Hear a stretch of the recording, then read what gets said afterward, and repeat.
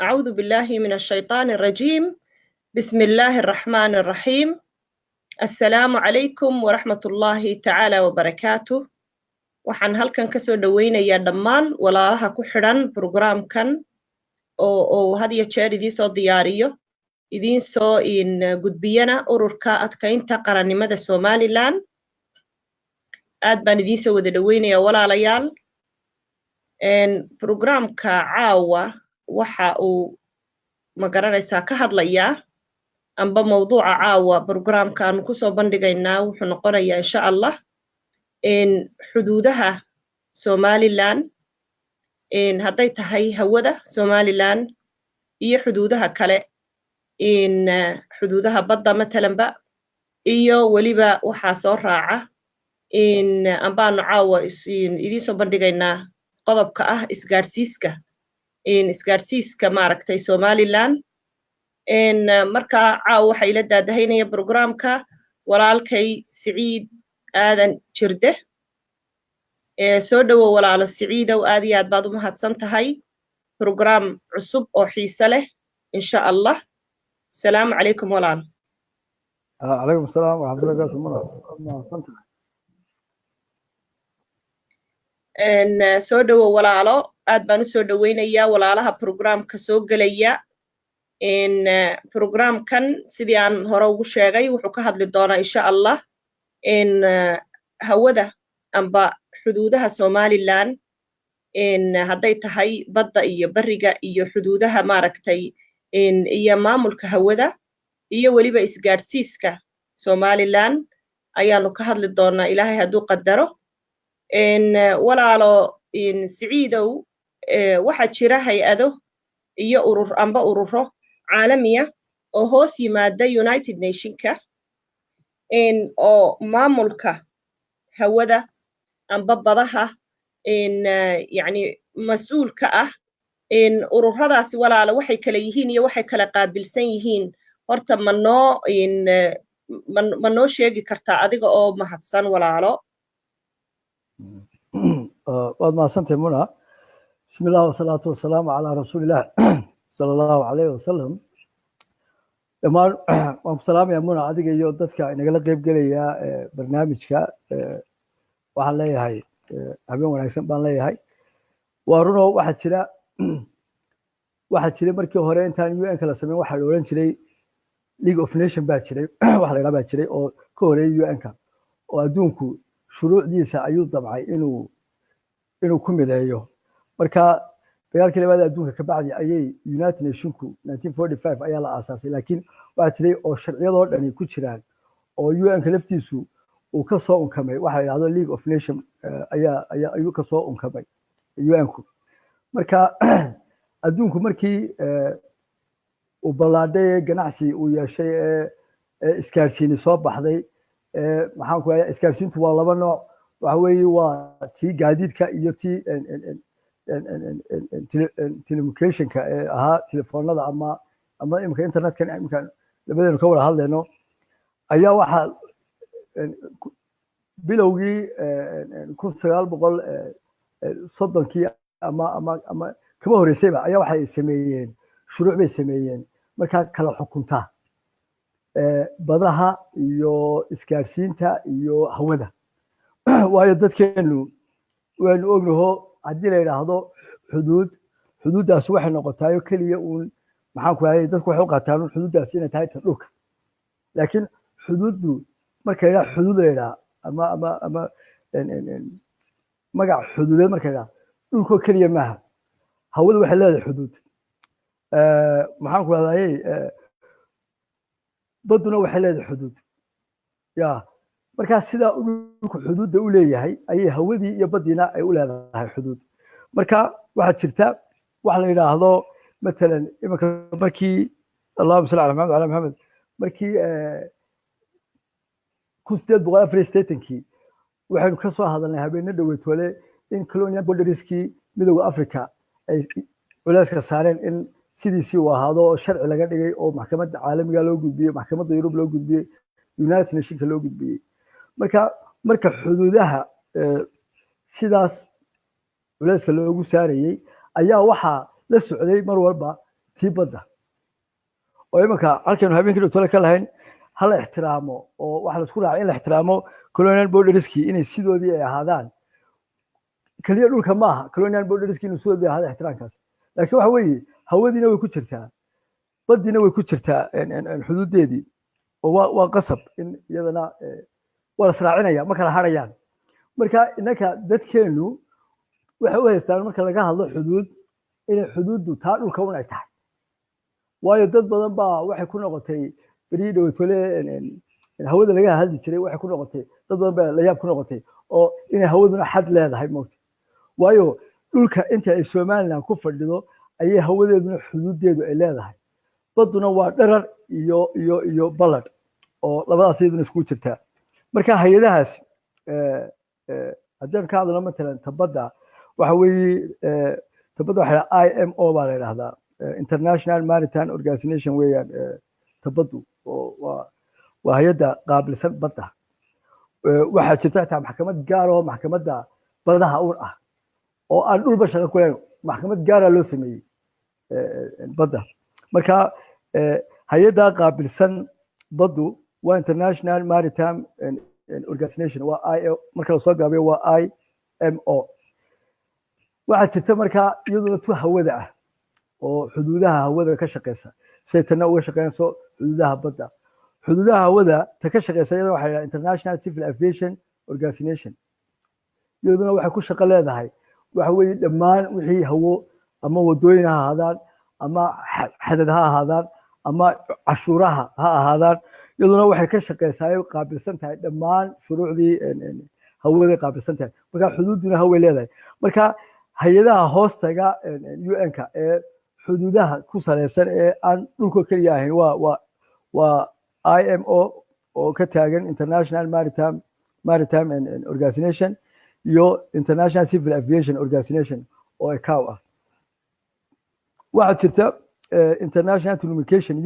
Union waxa la yidhaahdo waa ITU waxay qaabilsan tahay iyaduna waxa weeye isgaarsiinta waxay iyaduna xuduud u kala sameysaa oo ay u kala sameysaa frequency mowjado ama hirar waxa Soomaaliga lagu yiraahdo dhammaan isgaarsiintu marka telefoon kaliya maaha iminka raadiyaha BBC aan dhegeysanaa waxa ka mid tahay isgaarsiinta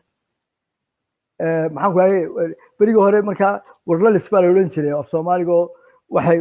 waxa soo hoosgalaa marka hay-adaasi soo hoosgalaa waxa la International Telecommunication Union baa yiraahdo waa ITU marka iyaduna waxay ku shaqo leedahay dhammaan wixii isgaarsiin ah ama raadiyo ha noqdo ama hawo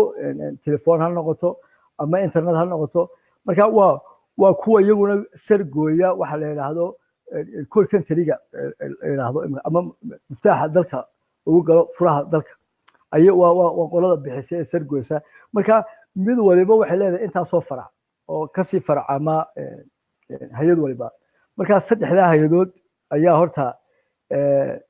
xagga shuruucaha kala xadeeya hawooyinka iyo badda iyo isgaarsiintu saddexda hay'adood baa horta khuseeya oo hoostaga UN-ka marka waxaa loo yaqaanaa International Organization baa yiraahdaa waxa weeye hay'ado caalami ah oo laakiin hoostaga UN-ka marka qaab sharciyeed oo ay kala shaqeeyaan UN-ka ayay mid waliba ay leedahay marka waa kuwaas weeyaan kuwa horta xuduudaha iyo ama hawa noqoto ama bad ha noqoto ama isgaarsiin noqoto saddexdaas weeyaan saddexda ay ku kooban yihiin shuruucda caalamka oo dhan waxa soo raaca marka hay'ado kale oo caalami ah oo sida matalan WTO oo kale waxa weeye waa hay'adda ganacsiga adduunka waxa la yiraahdaa World Trade Organization marka iyaduna waxay ciyaartaa door aad u muhiim ah bay ciyaartaa xagga ganacsiga oo adduunku yani maanta Mareykanku markuu hanjabayay waxaan ku raadayay Donald Trump markuu hanjabayay China wuxuu ku hanjabay waxaan ka bixi doonaa ururka ganacsiga adduunka marka waa urur isaguna sharciyadiisu ay aad u muhiim tahay dowladaha adduunku na ay yani qasab tahay inay ka mid ahaadaan oo ay ku jiraan oo waxa weeye adduunka ganacsigiisa dhan baa ku jira marka ganacsi international ama heshiis ganacsiyo dibadeed ma geli kartid haddaanad ka mid noqonin hay-adda ganacsiga oo iyaduna waa lafdhabarta waxay ku jirtaa hay-adaha UN-ka hoostaga ganacsi ayay ku jirtaa taa ganacsigu marka inta ugu muhiimsani waa afartaa hay-adood waa si fiican hawada walaalo oo runtii maaragtay saxaafaddu aad uga hadasho waynu ku dambayn doonaa haddiise aynu ku horeyno xuduudaha badda Somaliland iyo maamulkeeda maxaynu ka warqabnaa xurriyadda aynu u leenahay qaran ahaan inaynu maamulanno badaheena maaragtay badaha ay Somaliland ay leedahay amba xadkeeda xagga biyaha amba badda ah maxaad walaal nooga sheegi kartaa adoo mahadsan waa sax weeyaan waxa hadda waxa jira markii saan hore imika u soo sheegnay adduunku wuxuu ku heshiiyey inuu shuruucda iskugu yimaado oo dal kasta oo ama dowlad ha ahaado ama yaanu dowlad ahaanine markii xitaa dalalka mustacmaradu ay hayeen mustacmaradii la hayay waxaa lasoo bilaabay 1920kii 23kii oo meelaha qaar ku qoran ayaa la sameynayay shuruucda hawo ama bad ama iskaarsiineed marka dal kasta oo adduunka ka mid ah 1884 waxaynu soo sheegnay in xuduuda la sameeyey oo Afrika xitaa xuduuda loo sameeyey 1884 waxaynu lahaynaa waa xuduudii mustacmaradii colonial borderski xuduudaha mustacmaradeed saan kuu sheegayo waxaa la socday badii waxaa la socday iskaarsiintii waxaa la socday hawadii waayo waa xuduud weeyaan way go'an tahay marka dal wal oo ama aha mustacmarad ahaa ama protectorate ahaa marka hore waxaa loo soo dhisay shuruucda baddiisa iyo xuduudiisa marka hore loo soo dhisay intaanu gaarin xorriyadda aan la siinin ama protectorate aanu ka bixin waayo waxa loo soo dhisayay waxay ku salaysan yihiin imika haddaan imika taa hawadeed weydiisay aan ku noqono Somaliland iyadoo oo ah tabadda ku weydiiyo waxaan u sheegay tabadda raalahow Somaliland markii iyadoo protectorate ah oo Somaliland protectorate ah ayay ka sii mid ahaatay ururka badda ee caalamiga waayo waxa loogu diyaar gareynayay shuruucdeedii baa loogu diyaar gareynayay nidaamkeedii marka urur kasta waxa ku taala dal kasta oo ah mustacmalad ama protectorate ah wuxuu ahaanayaa wuxuu ku suge inuu noqdo xubin buuxda marka waxa ku qoran shuruucda caalamiga dowlad kastaaba maalinta ay noqoto sovereign state laga bilaabo maalinta sovereign state noqoto ururka caalamiga ah international organizations aan ku sheegayo waxay ka mid tahay waa register way qoran tahay way ka diiwaan gashan tahay marka maadaama aad ka diiwaan gashan tahay waxa loo baahan yahay marka Somaliland oo kale markaynu imika aynu eegno 1955 waxay ka mid ahayd ururka caalamiga ku sheegay ayay ka mid ahayd marka halkan waxaan ku hayaa halkan waxa weeye waa maritime code-kii Somaliland maritime code-ka Somaliland waxaa la sameeyey 1959 ayaa la sameeyey waa maritime code-kii Somaliland waxa weeye boqoliyo wuxuu ka kooban yahay boqoliyo Allahumma salli ala Muhammad waa boqoliyo 10 page boqoliyo 10 ka page waa 1959 1959 ayaa loo sameeyey sharciyada badda ee Somaliland iyo xuduudeeda iyo sida ugu sar go'an tahay waayo waxay u diyaar garoobaysay 26 June sanadka bacdi waxay u diyaar garoobaysay madax banaanida inay qaadato marka haddaan loo helin sharcigii baddeeda oo aan loo helin xuduudii baddeeda madax banaanida waxa lagu sargooyaa waa xuduud marka lagu yiraahdo dalkaas wuxuu qaatay madax banaani waa inuu dalku xuduud lahaado imka habeenadii dhowtoon ka hadlaynay wuxuu ka hadlayay Somaliland waxa xoojinaya buu lahaa maxaan ku raadayay shirkii lagu galay muxuu ahaa waan lowsanay laakiin ujeedadu waxay ahayd shirkaasi waxa ka soo baxay shirka uu sheegay dalku xuduud ma leeyahay dad population ma leeyahay yani waa waxyaabaha lagu qiimeynayo inuu dalku yahay dal qaadan kara sovereign state marka innaka marka aynu doonayno markii madax banaanideena qaadanaynay dabcan waxa laynoo sii sargooyay xadkeenii badda keenii dhulka iyo kii hawada marka kan badda 1959 baa la sameeyey sharcigiisa waxaana loogu sargooyay xuduudda badda ee Somaliland leedahay marka 59 waynu ognahay Somaliland marka 59 doorasho ka dhacday xisbiyaa sameysmay dastuur baa la sameeyay 1959kii waayo waxay u diyaar garoobaysay madaxbannaanidii marka 59kii dastuur baynu sameynay doorasho la galay waxa la dhisay golihii wasiirada waxa la dhisay golihii sharci dejinta oo baarlamaankii ah marka inta la sameeyay waxa barbar socday ka qaybgalkaaga kamid ahaanshaaga kamid ahaanaysid dibadda oo ah maaritaan lowgii Soomaaliya inay lahayd marka 1959 ayaa laynoo sameeyay sharciyadeeni badda waxaanay ahayd marka 26 June la ilaamiyo madaxbannaanideena waxaynu ku rejistareysanaynaa markaaba automatically waxay isku bedelaysaa oo lagu rejistareysanayaa sharciyadaadii badda in aad ka mid ahaan kartid ururka badda caalamiga ah IMO waa register markaad register tahay waxa lagaaga baahan yahay oo qura waxa weeye mid waa register waxaan doonayaa dadku aan halka confuse qaadin waxa weeye mid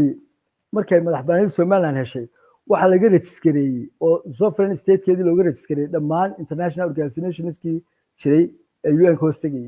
oo ay kow ka tahay taabadu oo 1959kii la sameeyay sharciyadeeda waxa markaa looga baahan yahay oo Soomaaliland looga baahnaa waqtiga in ay sameysato xeerkii kalluumaysiga iyo xeerkii badda wasaaradii khuseysay ama hay'adii khuseysay Soomaaliland ee khuseysay maanta waxa Soomaaliland leedahay wasaaradda kalluumaysiga leedahay wasaaradda kalluumaysiga maanta waxa looga baahan yahay inay maaritaan lowgeedii ama sharciyadeedii badeed ay gudbisato shalay ma dowladda baarlamaankeedu ka fadhiisanayay oo ansixinayay sharcigii badda maaritaan loo markay aynu leenahay waxa weeye markabka maraya badda Soomaaliland lacagta laga qaadayo cashuurta laga qaadayo markabka kalluumaysanaya Soomaaliland ka kalluumaysanaya ajnabiga ama ka localka ah liisankii lagu siinayay kalluumaysiga waayo hadduu markab iska soo galo waxa la weydiinayaa sharciga maxaa ku ogolaaday inaad soo gashid badda marka waa inuu ka haysto liisan ka haysto Soomaaliland badeedii si uu ka kalluumaysan karo marka shuruucdaas oo dhan baa ku dhan marka wax la qadimay baa marka la leeyahay markaanu leenahay matalan application keedii Soomaaliland ha gudbisato xagga badda application kala ma aha maanta lama oran karo Soomaaliland maadaama 60kii ay register ka ahayd hay'adda badda maanta ma oran karno hay'addii badda caalamiga ah IMO Soomaaliland ha ictiraafto taas ma taalo meesha ma oran karno taa laakiin waxaan leenahay waa register bay ka ahayd markii aynu xorriyadda qaadanay waxa la leeyahay soo gudbista sharciyadiini badda waxa weeye xeerkii Soomaaliland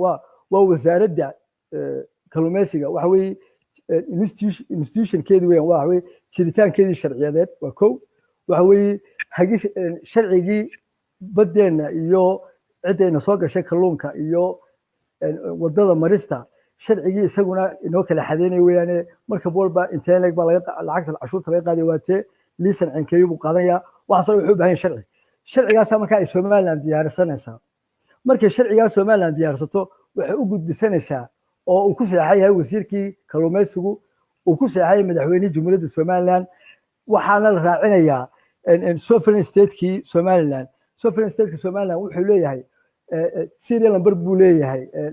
waxa jira dal kasta markuu xorriyadda qaato waxa la siiyaa file waxaana loogu qoraa number inaka failka lambarkeena waa 44 xorriyadda ku qaadanay waa 44 weeyaan heshiiska Ingiriiska markaan la saxaanay noqonay dal madax bannaan 26 June failkeeni wuxuu leeyahay waa serial number buu leeyahay waa 44 waxa weeye failka lambar ee madax bannaanida Soomaaliland marka waxa la raacinayaa sharcigii wasaaradda ma loo gudbiyay sharcigii kalluunka ama badda waxaan inagu aynu sameysanaynaa localka international-kana inay xidhiidhinayeen intaa ma la gudbiyay waxa la raacinayaa marka serial numberkii failkii aynu lahayn ee madax bannaanida Soomaaliland ku registereysneed marka application-ka horta aynu sheegaynaa dadku yaanay moodin inaynu dalbanayno in la ictiraafo kaas maaha application-ka waxa weeye sharciyadii baddeenu sameysanaynaa innaka Kenya iyo kii caalamkan kula xidhiidhinay waxaynu sameysanaynaa wasaaradii ay khuseysay sharciyadeedii jiritaankeedii dan madaxweynuhu wuxuu isaguna tawqiic uu raacinaya uu saxayaa intaasaa loo gudbinayaa hay'adda IMO oo ah hay'adda qaabilsan badda intaa markii hay'addaasi qabato waxa weeye waxay soo saaraysaa markaa feerkeenii rejiskareysnaa ee laga rejiskareeyey lixdankii waayo sharcigan halka ku haya waa kii 1959 la sameeyey waxaa loo sameeyey Republic of Somaliland dee waa laga helayaa IMO waa laga helayaa waayo waa wax rikoodho hoo markaa walaal in hay-addaasi faylka Somaliland loo sameeyey waxa u sameeyey Ingiriiskii iyadoo Somaliland xilliga ay tahay British Protector waxaan ka saxayaa waxaad tidhi waxay Somaliland iyadoo sovereign state ah ayay maaragtay ay codsatay baad tidhi halkaasaan ka saxayaa marka waxa weeyaan waxa halkaasi aynu ka mid noqonnay amba membershipka aynu ku helay inagoo ah British Protector Somaliland British Protector ah marka waxaynu u baahannahay sida aan maaragtay kaaga fahmay inaynu membershipka aynu saxno aynu calashaan aynu jadiidino baynu u baahannahay walaal soo maaha maya halkaan ku saxo Somaliland Protectorate iyadoo ah waxaan ku waxay ahayd ku suge xubin buuxda inay noqoto waa ku suge xubin buuxda Somaliland Protectorate iyadoo ah ayay ururkan ka mid ahayd iyadoo ah xubin sugaysa xubinnimadeedii buuxda 26 June maalinta qaadanay sovereign state-kii waxay noqonay full member bay noqonay oo register ah waa full member oo register ah markaynu qaadanay 26 June xorriyadda waayo marka hore lagu jirnay in Somaliland Protectorate ahayd ayaa waxaynu ugu jirnay inaan ku sugno xorriyadda dadka maalinta xorriyadda aynu qaadanay 26 June waana kale waxay noqonay register waa layna registeray waxa lagu registeray inaan nahay full member marka sovereign state-na ku ayaynu nahay full member waxaad u baahan tahay waxa weeyaan u baahan tahay in sovereign state-ka kelmadda sovereign state-ku walaalo xilliga aynu British Protector-ka ahayn maantaynu nahay sovereign state madax bannaan oo 1960kii ay ka baxday Ingiriisku inaga baxay laakiin waqtigaas kelmadda sovereign state xilligaa maynu ahayn sovereign state laakiin membership waynu lahayn bacdamaaba ay British Protector aynu ahayn oo dee dal walba xuduudihiisii oo Ingiriisku u sameeyay amba isticmaalku u sameeyay baa lagaga tegay marka membershipkii aynu cusboonaysiino taasa ayaa ma garanaysaa ayaad ka wadaaban jecelahay soo maha sovereign state 26 June 1960 waxaanu nahay sovereign state dal sharci la baynu hayno sharciyad leh oo sovereign state markii laynaga baxay isticmaalku markuu inaga baxay exactly waxaanu noqonay dal sharci leh oo sovereign state waayo halkan waxaan ku hayaa sharciga heshiiska Ingiriiska ee kala saxanay madax bannaanida Somaliland waana kale wuxuu lambar buu leeyahay iyo fayl madax bannaanida Somaliland muranku ma jirto waxa loo gudbiyay maxkamadda caalamiga waxa loo gudbiyay United Nations wasaan hore soo sheegay barnaamijkeena hore soo sheegay waxa loo gudbiyay maxkamadda caalamiga waxa loo gudbiyay United Nations waxaan hore soo sheegay in madax bannaanida Somaliland lagu gudbiyay article-ka UN-ka ee ah 102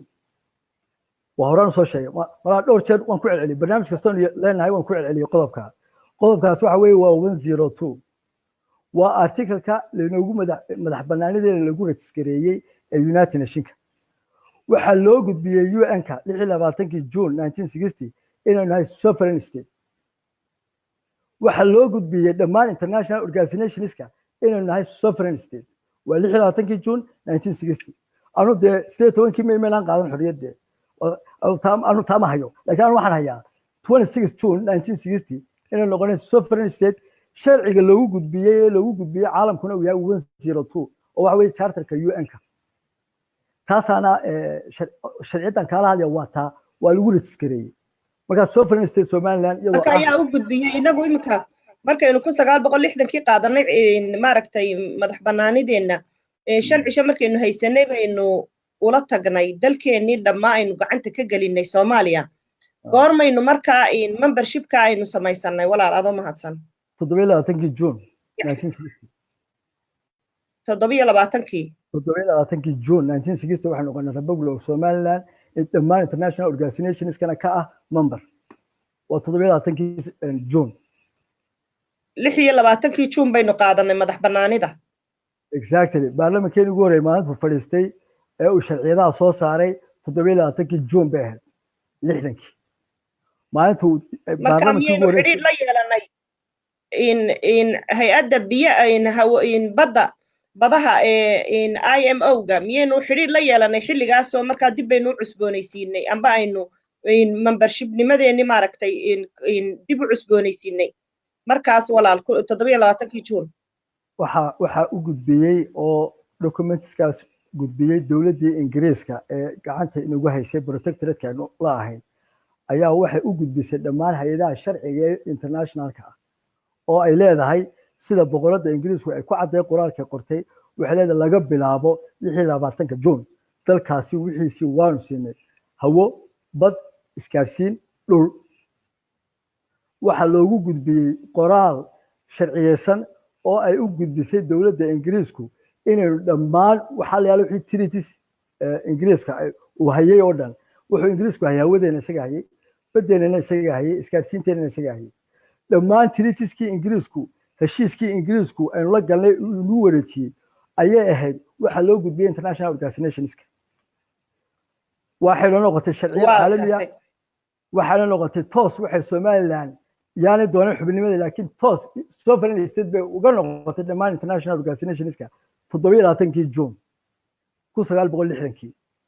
Soomaali baa loo tagay iyo taasi waa qaab kale laakiin waxaan ka hadlaynaa Somaliland madax banaanideeda iyo hay'adaha maanta hay'adna inta u tagtid uma qoran kartid warqadda haddaanay kaaga registraysnayn oo loo gudbin 26 Juun aan loo gudbin sharciyada madax banaaneed maanta maxaad u tagi kartaa hay'adaha aan leenahay ha loo tago applicationska ha loo qorto applicationka u qoranaysa waa kan nooceeya ila waxa lagu oranayaa goorma sovereign state noqotay su'aasha ugu horeysa hay'ad kasta ay ku diinaysaa weeye Soomaaliya goorma sovereign state noqotay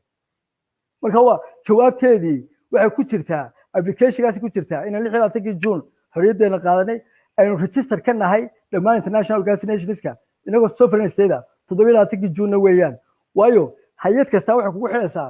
goorma madax banaanidaada qaadatay ila wali weydiinaya dal madax banaan baan Soomaaliya imika soo caawimeen Soomaaliya waa sovereign state okay Soomaaliya goorma sovereign state noqotay state 12 bay noqotay sovereign state ما عندنا 18 مي كمان هادلين 26 Juun baynu ka hadlaynay laakiin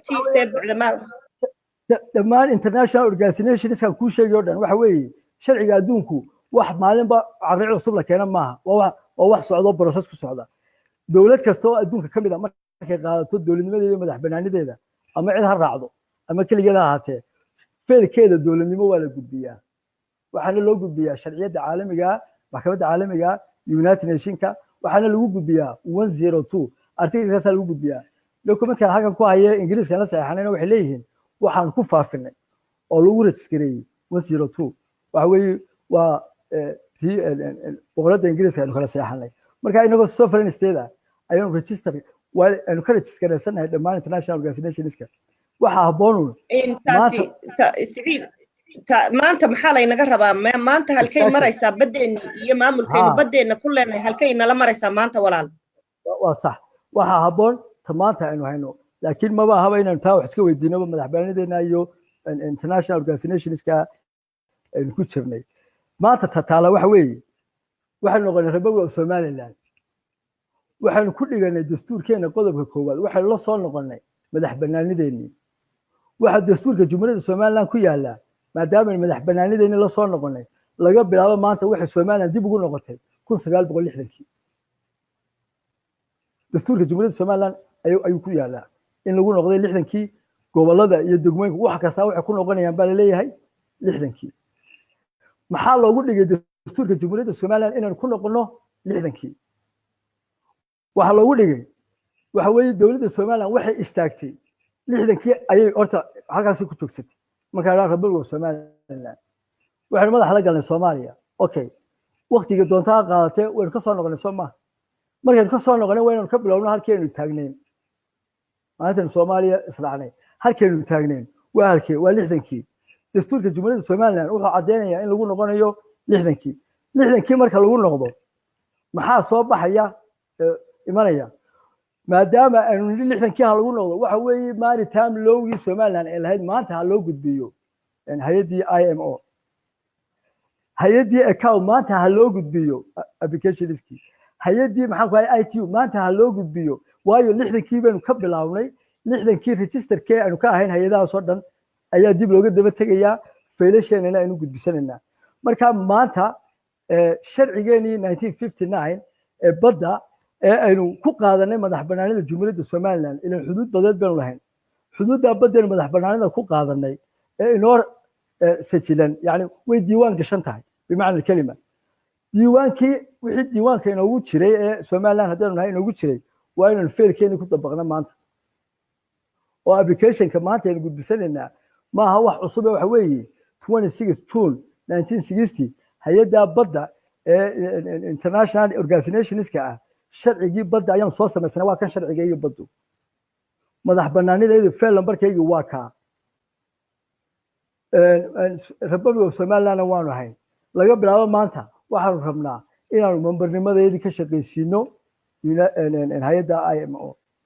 oo aan hore u shaqayn jirin waxaanu ka shaqaysiinaynaa membernimadeenii waayo hore umay shaqaynaynin maynaan tegin laakiin maanta intaasaa la israacinaya waa xeerkii badda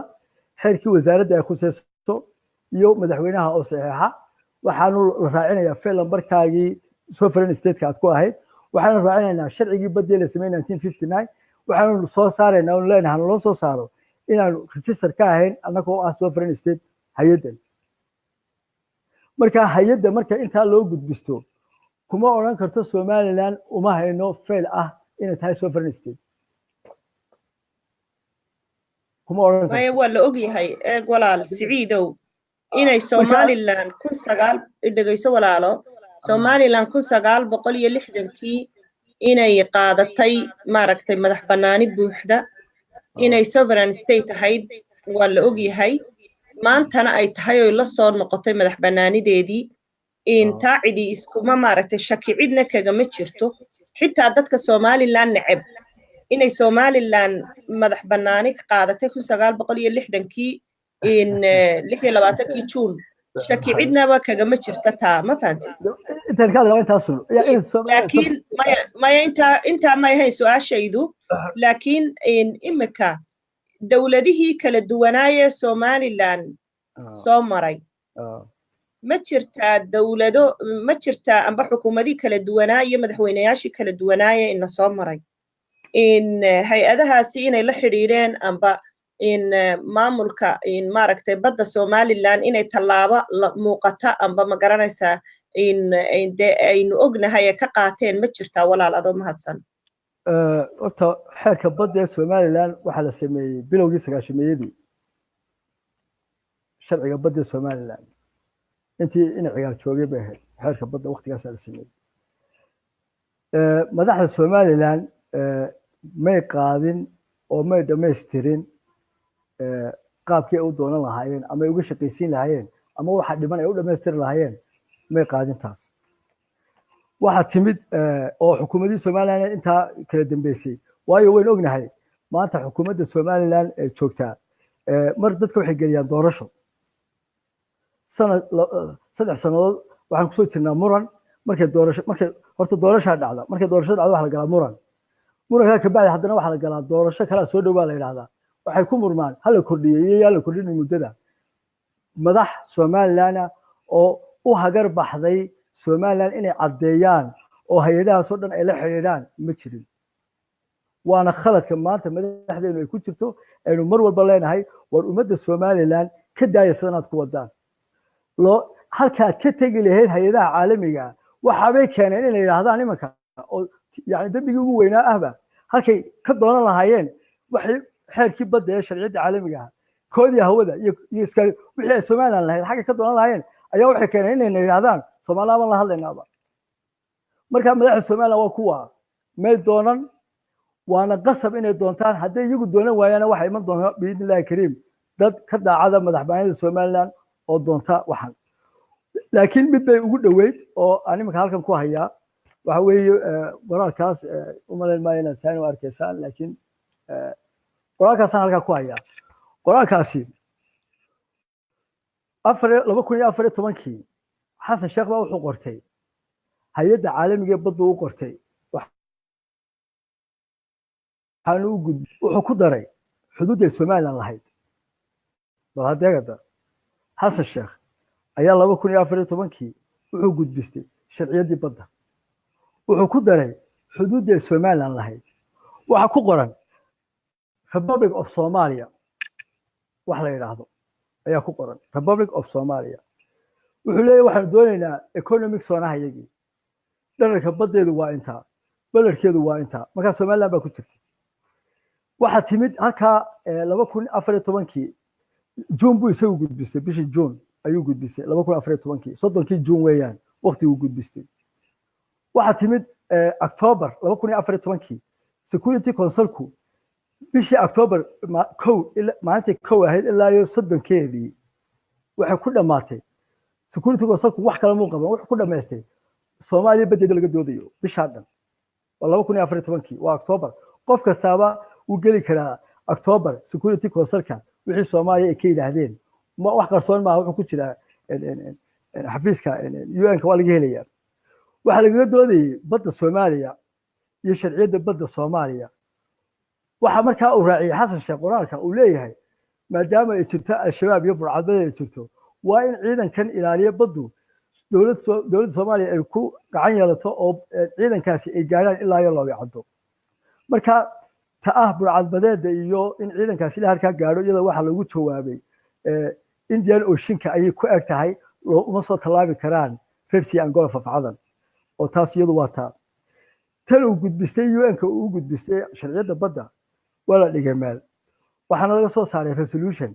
waxaanu maray resolution-ka waxa weeye waa 2218 weeyaan waa resolution laba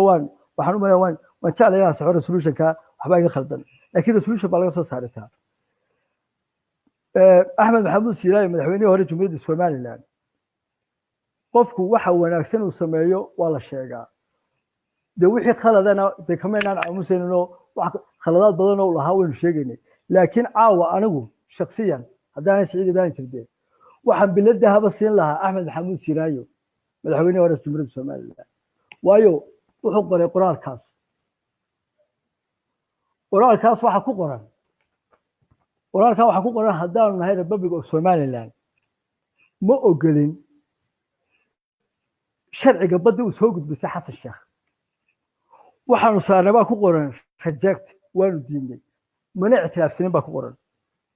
sharcigaas mana ictiraafsanin waayo waa Republic of Somalia oo waxa lagu cadeeyay uu leeyahay barnaamijka waa Republic of Somalia wuxuu qoray General Secretary-ga waxa weeye xogayaha guud ee qaramada midoobay weeyaan waa General Secretary-ga cid uu qoray wuxuu ku diiday waxa la yaalo wixii uu soo gudbistay Xasan Sheekh oo dhan markii intaas ay gaadhay General Secretary-ga qoraalka madaxweyne Siiraayo wuxuu cuskanayaa uu leeyahay annaku buu markaa leeyahay bal hadda waa tariimka ku sheegay wuxuu leeyahay markaanu nahay Republic of Somaliland economic zone hayagi yani xuduudeedii xagga badda iyo xuduudeedii badda dhaqaalaha economic zone hayagi EEC baa la yiraahdaa wuxuu leeyahay annaku economic zone hayagi inta noqotomeel yahay buu sheegaya waa 200 oo noqotomeel buu leeyahay ka international-ka ka kalena waa 12 noqotomeel wuxuu leeyahay markaa annaka economic zone hayagi ayaanu soo gudbisanaynaa buu leeyahay oo waliba aan ku saleynaynaa bal hadda waxaan ku saleynaynaa buu leeyahay international lawga marka tixraacan ku sameeyno 1982 UN Convention on the Law of the Sea UNCLOS waa 22kii kaasaan ku fadhiisinaynaa buu leeyahay sharciga baddeedii economic zone hayagi waa ninka soo hadlaya waxa weeye waa madaxweynihii Jamhuuriyadda Somaliland Ahmed Maxamuud Siiraayo iminka waxoogaa ka hor waxaan kala hadlayay in loo gudbisan karo hay'adda international-ka badda in loo gudbisan karo sharciyadii madaxbannaanida badda Somaliland si wanaagsan oo kalsooni ku jirto ayuu qoraalka u qoray waxaan u diray Secretary General-ka waxaan haynaa qoraal nima loo yaray qorayaan oo kaga hadlayaan qoraalkan ay kaga hadlayaan laftiisa oo wasaaradda arrimaha dibadda ay tahay inay diyaar gareyso markaa bal hadda wasaaradda arrimaha dibadda Somaliland ayaa waxay tahay inay diyaar gareyso sharcigii badda wasaaraddii ay khuseysay badda sharciyadeedii saayimka hore ku soo sheegay inta markay isku lifaaqdo de tasaxiix madaxweynuhu uu ku dhufto de loo gudbiyo hay'adda IMO simply yani meel kale looma marin marka wuxuu reject saaray oo uu ka dhigay waxaan jirin oo aan sharci ahayn waxa Republic of Somalia la yiraahdo ku soo gudbisay Xasan Sheekh economic zone Somaliland wuxuu leeyahay wax ka soconaya maaha sharcina maaha waxaan soo leynama yiraahdeen ma tiidin dawlad aan soo faran ahayn yani way loo soo jawaabi kara lahaa ma walaal in marka qoraalkaas wuxuu markaa gundhig u yahay oo u yahay aniga markhaati igu noqonaya waxa weeye Soomaaliland sidaa uu qortay Axmed Maxamuud Siiraayo ee intuu ugu joojiyay uu cadeeyay inuu gudbisanayo sharcigaas oo waliba uu ku saleynayo international lawgi 1982 convention kii law of the sea yani ku saleynayo يعني intaas ayuun baa loo baahan yahay in wasaaradda arrimaha dibadda daba gasho wasaaradda kalluunka daba gasho baarlamaanka ansixiyo sharcigii badda iyo kalluunka inta markaa loo gudbiyo waayo isaga anu Axmed Maxamuud Siiraay halka ku qorayo le waxaan ku saleynaynaa uu leeyahay anagu economic zone ayagii waxaan ku saleysanaynaa sharciga internationalka ee soo baxay 2018 marka waan ku saleysanaynaa marka already saasay Soomaaliland ku gudbisatay amaba imanka ay dalab ku sii geysay hordhaca inay kaga mid noqoto IMO International Maritime Organization saasay Soomaaliland marka ay kaga mid noqonaysaa marka waxa dhiman waxa weey maanta in wasaaradda arrimaha dibadda wasaaradda kalluumaysiga inta isku yimaadaan sharciga inta laga shaqeysiyo la raaciyo qoraalkaas Siiraayo u gudbiyay Secretary General marka inta inaga waliba madaxweyne Musabixi oo hawshii in madaxweyne Siilaaye uu bilaabay oo halka ka sii wado waa inuu dhameystiro waa qasab waa in la dhameystiro hawsha aad waayo maanta waxaan marka la yiraahdo sovereignka yani madax banaanidu waxa ka bilaabmataa adduunka oo dhan madax banaanidu waxa ka bilaabmataa waa badda yani dhulku waa sahale okay taasi waa tii badda walaalo in hadii aynu marka waxa ka bilaabmataa madax banaani kastoo adduunyada lagu saleeyo madax banaanidu waxa waa badda marka waxay naga har lahaa اعتراف ما haysano iyo warwareegan kale saqajaanimada inaga lahaa marka waa in la dhameystiro sharciga wanaagsan uu gudbiyay Axmed Maxamuud Siiraayo uu ku diiday sharcigu soo gudbistay Xasan Sheekh wuxuu leeyahay waxba kama jiraan mana ogolin mana ictiraafsanin wuxuu leeyahay warabada Soomaaliya anagu wuxuu leeyahay kaayagii waxaan ku saleynaynaa oo nu cuskanaynaa buu leeyahay ama tixraac aan ku sameeynaa international lawga 1982 convention-gii sharciyada badda la qabtay waan gartay in su'aal ku saabsan waxaan jeclaan lahaa kol hadii aad maaragtay carabka ku dhufatay Xasan Sheekh inuu sheegtay dhulka badda Soomaaliland in caqabado kalena oo hawada maaragtay Soomaaliland ay maaragtay ay kulay su'aalaha soo socda ay ka soo bixi doonaan waxaan u soo noqon doonaa marka su'aasha ah in wada hadallada maaragtay Soomaaliland iyo Soomaaliya in waayo wada hadallada caqabaadka inta leeg ay Soomaaliya hor dhigayso ay maaragtay mar walba iyada oo maaragtay madax banaanidaadii ay ku caddahay ay haddana ay ku sheeganayso baddaadii matalan bay imika markaynu su'aasha badda ka hadlayno in iyo markaynu hawada maaragtay gudagalnaba dee waxa weeyaan caqabadaha waaweyn ee runtii ma garanaysaa in dhaawacaya amba inoo sii muujinayaba dee tallaabada wada hadalladu inay tallaabo khalad ahayd صح horta wada hadallada Soomaaliland iyo Soomaaliya ay galeen wuxuu ahaa horta wax aad u khaldan habeenkii tolan waynu soo sheegno sharci caalami ah iyo dastuurka ka sharciga localka Soomaaliland labaduba waxay ka dhigayaan waxaan jirin wada hadalladaas markay sharci noqoto international lawguna ma ogola kan localka Soomaaliland ma ogolo habeenkii waynu kala sheegno waxaan sharciga caalamiga u ogolaan wax weeye markay ummadu isku timaado ama laba dawlad isku yimaadaan heshiis marka la gaaro waa la sharciyeeyaa maxkamad caalami baa loo gudbiyaa marka waxa wada hadallada Soomaaliland iyo Soomaaliya markay isku yimaadaan ay wada hadlaan ay wax isla meel dhigaan waa waxaan loo gudbin kareynin maxkamadda caalamiga waa heshiis ma noqonayo waana wixii nagu dhacay 60kii ay u saxiixi waayeen heshiiskii lagu heshiiyay Soomaaliland dhacday 60kii heshiisyadii la soo qoray la keenay Soomaaliya way saxiix kari weeday maxkamad caalamiina waa loo gudbin kari waayay maanta halkiiba horta taagantay taasi marka haddii noqoto tii hawada Soomaaliya iyo hawada walaal haddaan inta hawada nimika rabay inaan ku weydiiyo in horta hay'adda maaragtay in hawada u qaabilsan maxay tahay in amba hay'adaha kala duwan ee hoos yimaada ee hawada maaragtay u qaabilsan iyo in arrintan ah walaal hawada Somaliland mar walba saxaafadda waxaynu ka maqalnaa horta waxaynu ka maqalnaa eri ah hawada Somaliland iyo Soomaaliya ma garanaysaa oo markaa saxaafadeenu weliba khaasatan saxaafadeena ayaa isticmaasha erigaasi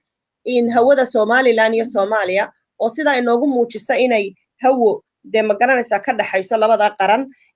waxaase aad inoo rabtaa inaad aanu kaa rabnaa walaal inaad inoo sharaxdid hawadeenna maanta yaa maamula halkee laga maamulaa arrintan maaragtay cakiranee hawada ku xidhanee aad looga hadlo bal inta aad ka og tahay inaad wax nooga taataabatid adiga oo mahadsan horta waa sax iminka waxaanu halkaas soo dhignay qaabkay baddu tahay iyo sharciyadeedii iyo sida loo gudbisan karo iyo siduu Siraayo ugu gudbistay sharciyada uga hor joogsaday Xasan Sheekh oo tabadda iyo qaabkeedii sharciyadeed waa taayim ka soo sheekeynay waxaanu caawa doonaynaa inaanu dadka u sharaxno hay'adaha caalamiga ah ee ama xuduudaha kala sameyn kara ama hawaa noqoto ama bada noqoto waxaanu u gudagelaynaa markaa hay'adda la yiraahdo International Civil Aviation Organization waa hay'adeeduna la aasaasay waqtiyadii ay bilaabeen ama dee waxay gaaladu u samaysanaysay markay dee diyaaradaha samaysteen ayay sharciyadan horta samaysteen wax Somaliland lagu talagalay ama Afrika lagu talagalay horta ma ahayn laakiin waxay iyagu isku maamulayaan oo inaan hawadii iyo aanu ka iman khalkhal waxaana mar walba haddaad u fiirsatid hay'adda hawada waxa yani sharcigooda markaa u fiirsatid waxa kow ka ah ay ku celceliyaan waa in la sugo weeyaan nabadgelyada hawada waa in la sugo nabadgelyo waayo haddii in yaroo khalkhal ku yimaado hawadu mushkil weyn bay ay ku keenaysaa siday qolada cilmiga u leeyahay ay sheegaan marka inaku markaynu nahay Republic of Somaliland aynu nahay 60kii markaynu waxaan ku noqonaynaa un tan aynu ku noqonaynaa sida badoo kale 60kii markaynu xorriyadeena qaadanay madax bannaanideena Republic of Somaliland sida aan ku soo sheegayo sharciyadeedii madax bannaaneed waxay ku rajiskareysan tahay iyadoo rajiskareysan ayaa iyadana loo gudbiyey ECAO oo ay u gudbisay ECAO loo gudbiyey waayo waxaanu haynaa in 1939kii ee Somaliland ay member ka sii ahayd yani iyadoo ku sugaysa xubinimo buuxda midna waxa weeye waa ku sugay markaan kala hadlayaa 39kii kala hadlayaa markaas Somaliland sovereign state ma ahayn laakiin waxay sugaysay xubinimo buuxda markay madax bannaanida qaatay xubinimo buuxda noqonaysay markaas Somaliland waxa sida aan ku sheegayo kale waxa jira hawadu way kala duwan tahay tabadda inkastoo halka maaragtay isgaarsiinta ay iskaga mid yihiin waayo hawo kastoo dal uu leeyahay waxa jira frequency jira la raaco marka dal kasta oo hawo leh waa inuu yeesho isaguna frequency gaarka ah ama mowjadiisii gaarka ah ama furihiisii hawadeed waa inuu yeesho markii intaynaan qaadanin madax bannaanida ayaa laynoo sii diyaar gareeyey sharciga hawada iyo muftaaxa hawada aynu ku maamulayno iyo nambarka marka la soo geliyo hawadeena la isticmaalayo oo marka Somaliland hawadeeda la soo galo waxay leedahay lambar la isticmaalay leedahay localka markay tahayna lambar la isticmaalay leedahay internationalkana waa lambar marka lambaradaas ayaa layna sii siiyey oo maadaama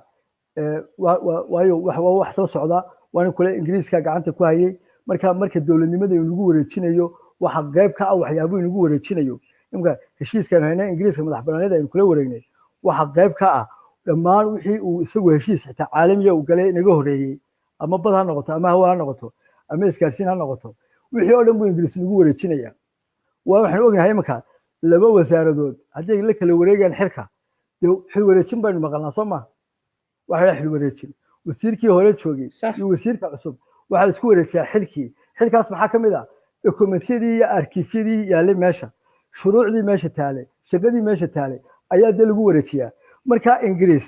hay'adaha uu inagu soo wareejiyay ee madax bannaanida kow ka ah Somaliland waxa ka mid ah taabada hawada 26 June 26 June waxay ahayd qayb ka mid ah waxyaabihii uu inagu soo wareejiyay Ingiriis ee hawada ahaa waayo waxaanu lahayn saan ku sheegayo markii la soo geliyo dalka wuxuu lahaa miftax buu lahaa towerka markii la fadhiyayna waxa lagu diyaaradaha lagu hagayay mafaatiix markaa loo sii sameeyey somaliland markaa somaliland markii ay sidaas oo kale u qaadatay madax banaanideeda si automatic ah ayaa iyadoo register ahaan baa loogu gudbiyey oo lambarkeeda uu yaalaa somaliland maanta account waayo waa taa badda un bay la mid tahay oo sharci kasta oo ingiriis aynu kala wareegnay madax banaanideennii wuxuu weeye isagoo dowlad aynu nahay oo madax banaanideenu ku jirto ayaa hay'ad kastaba sideeda loogu registrayey oo loogula wareegay marka account somaliland iyaduna waa waxa madax banaanida somaliland way ka registraysan tahay oo wax muran ku jira maaha waana kule markaad hay'ad la xiriirida tiraahid cidaasaan ahay su'aasha koowaad ku qoran ama conditionska hay'adahan sida hay'ad kastaba sida looga mid noqonayo shuruudeeda waxa kow ka ah munay waxa weeye waxa member ka noqon kara dal sovereign state wa hay'adahan ku soo sheegay ama bad ha noqoto ama isgaarsiin ha noqoto ama ha noqoto hawo ha noqoto hay'ad kastoo UN ka hoostagaysa waxa shardi ah inuu dalka yani ka mid ka noqonaya uu noqonayo inuu yahay sovereign state marka waxay shardiga uga dhigayaan waa maxay dal wal oo sovereign state uu iskareysan yahay marka yani inaan cid walba iska doonan karin waa ilaa Puntland baa inta iska tagto oran lahayd waxaan ahay maamul goboleed baan ahay haleesiyo account membernimaha laga sii iska oran lahayd moogta ama kurdiga Ciraaq ayaa iska oran lahayd waxaan u baahanahay xubinnimadii account ama gobolka ama kilinka shanaad oo kale ama NFD oo kale ya dee iska tagi lahayd ima kilinka shanaad waa dowlad goboleedka Soomaaliya Soomaa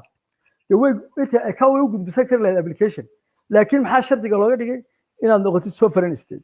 dal madax bannaan marka haddii yiraahdaan waxaanu nahay dal madax bannaan ila qofku haddaanu sharci jirin oo wax ku oolin meesha dee qofku tuu kasta wuxuu oranayaa sovereign state baan nahay dal madax bannaan baan nahay marka ay shuruudda kaaga dhigeen inaad tahay dal madax bannaan waxaad ku doodaysaa madax bannaanida 26 June 1960 national archive-keygii laydin soo gudbiyey ama register-keygii laydinku soo gudbiyey madax bannaanida ayaad raacinaysaa dabcan markaa waa lagu baariya feelkaagii waa lagu siinayaa markaa saasaynu horta account-na aynu kaga mid noqonay oo somaliland uga registraysan tahay iyadoo ah sovereign state iyaduna waxay u baahan tahay qaabka loo doonanayo xubinnimada ama loo doonanayo membernimada meesha account waxay u baahan tahay kow in la helo hay'adii waxay yidhahdaa civil aviation authority hay'adii duulista hawada sharcigeedii waa in la helo xeerkii duulista hawada sharcigiisii oo lala xiriirinayo sharciga caalamiga ee duulista hawada waa in lagu saleeyo qodobka 10aad ee dastuurka Jamhuuriyadda Soomaaliland firqadiisa labaad sharci kasta oo hay'ad UN loo gudbinayo dastuurka qodobka 10aad firqadiisa labaad ayaa dhigaysa qaabka aynu hay'adaha caalamiga uga mid noqonayno internationalka marka shuruucdii Soomaaliland ma diyaar garaysatay gudaheedii waxay markaa madaxweynuhu wuxuu raacinayaa applicationskii oo ay ku lifaaqan tahay serial numberkii madax bannaanideena lambarkii aanu lahayn iyo registerkii aanu ku lahayn account intaasaa loo gudbinayaa iyadana marka kamid ahaanshiyo waynu ka registraysannahay inagoo ah sovereign state inagoo ah oo Somaliland heshiisyadii uu nagu wareejiyay Ingiriisku ayay ka mid tahay gudbisashada maanta inaynu gudbisano applicationska waxay kaaga baahan tahay waa inaad samaysatid sharcigaaga duulista hawada xeerkii duulista hawada caalamiga ahaa iyo adoo waafajinaya qodobka 10aad dastuurka firqadiisa labaad saasaa horta aad ku gudbisanaysaa oo aad member uga noqon karaysaa account haddaad tahay sovereign state marka hay'ad kastaaba waa taasuba u dhigantaa marka iminka halkaas sirayo wuxuu ku cuskaday qodobo wuxuu leeyahay anagoo international lawga isticmaalayna conventionkii 1982 buu leeyahay badda sharciyada badda caalamiga ah waxaan rabnaa inaan ku saleyno buu leeyahay application-keyga moogtahay marka tanina waxay leedahay saas oo kale account-na waxay leedahay in lagu saleeyo de sharciga caalamiga hawada walaal hawada Somaliland Soomaaliya waxay sheegatay in hawadii lagu wareejiyay in wada hadallada maaragtay ama waxaan ka wada hadallada wasiiradeena in kala duwanaa ee ka mas'uulka ahaa hawada amba airspace-ka waxaynu ka maqalay hadallo badan oo runtii iskhilaafsan wasiiro kala duwan oo xilka u kala dambeeyay mar waxayna yiraahdaan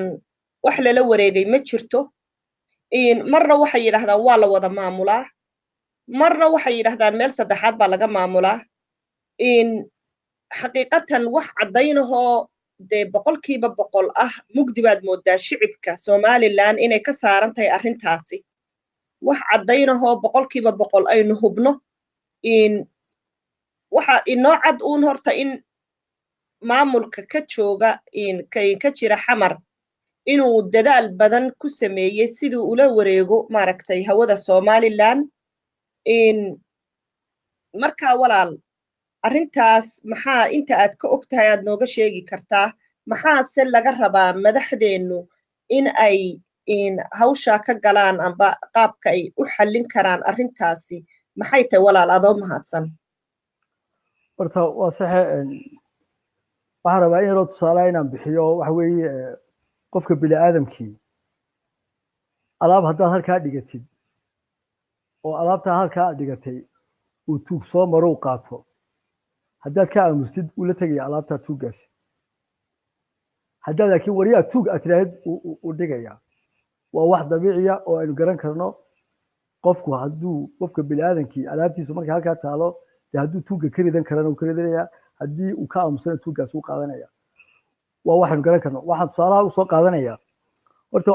wax soomaaliya la yidhaha anigu ma aaminsanin sharci ahaan wax jira maaha soomaaliya waa wax tuuganimo ku socda laakiin waxaa jiray mistake ama khalad ay samaysay xukuumaddeenu waxay la gashay wadahadal bay yidhahdeen baanu la galnay xaggii hawada ah xukuumadda somaliland baa leh soomaali waxaan kala galnay wadahadal xaggii hawada ah wadahadalkaa xagga hawada ay ka galeen qoraalada iminka anigu hayo waxaa ku qoran in lagu heshiiyey in guddi la saaro technicala